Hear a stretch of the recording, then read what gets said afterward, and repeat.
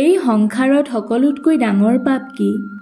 মানুহে জীৱনত অনেক পাপ কৰে, কিন্তু আপোনালোকে বাৰু জানেনে যে মানুহে কৰা পাপৰ ভিতৰত সকলোতকৈ ডাঙৰ পাপ কোনটো? ভগৱান শ্ৰীকৃষ্ণৰ মতে কোনবোৰ পাপ সকলোতকৈ ডাঙৰ? দৰ্শকসকল, ভগৱান শ্ৰীকৃষ্ণই কৈছে যে মানুহে জীৱনত পাপ আৰু পুণ্য দুয়োটাই কৰে।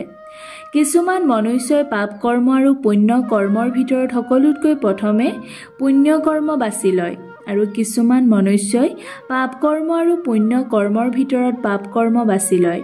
কিন্তু পাপ কৰ্মই হওক বা পুণ্য কৰ্মই হওক, তাৰ ফল মনুষ্যই এই জন্ম বা পিছৰ জন্মটো ভুগিবলৈ পায়, যাৰ ফল কেতিয়াবা বহুত বেছি ভয়ানক হয়।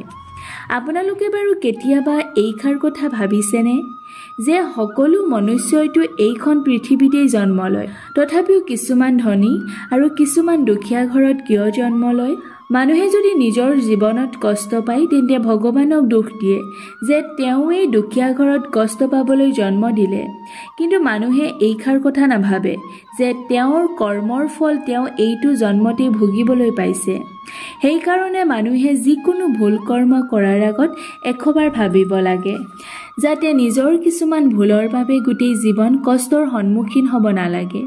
কেতিয়াবা কিছুমান মানুহে অনেক পুণ্য কামটো কৰে, কিন্তু কেতিয়াবা হঠাৎ কৰা এটা পাপ কৰ্মৰ বাবে তেওঁ গোটেই জীৱনত কৰা পুণ্য নষ্ট হৈ যায়। অৰ্থাৎ এটা ডাঙৰ পাপ কৰ্মই সকলো পুণ্য কৰ্মৰ ফল ঢাকি পেলায়। এই সংসাৰত দুই প্ৰকাৰৰ মানুহ থাকে।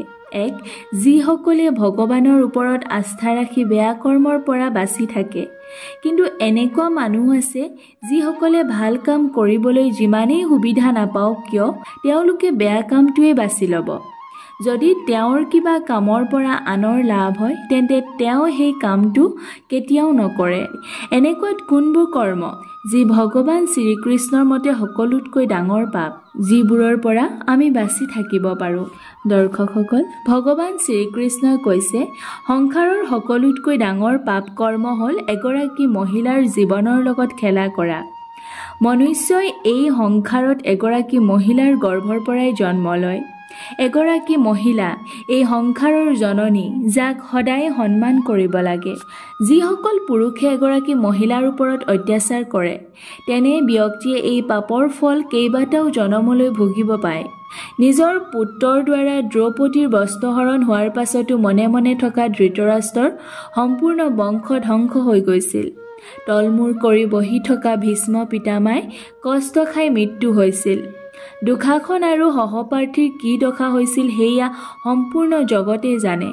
প্ৰত্যেক নাৰীৰ অপমানেই হৈছে সংসাৰৰ সকলোতকৈ ডাঙৰ পাপ কৰ্ম।